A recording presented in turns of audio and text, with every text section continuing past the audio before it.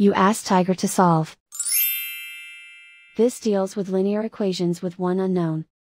The final result is n equals 3/20. Let's solve it step by step. Simplify the expression. Group the coefficients.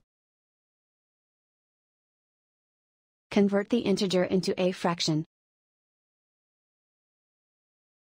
Combine the fractions.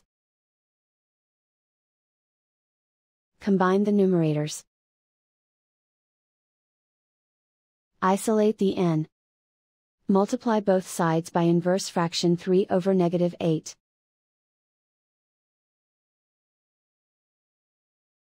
Move the negative sign from the denominator to the numerator. Group like terms. Multiply the coefficients. Simplify the arithmetic.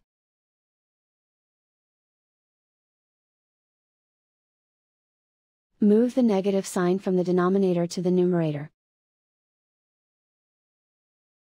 Multiply the fractions. Simplify the arithmetic.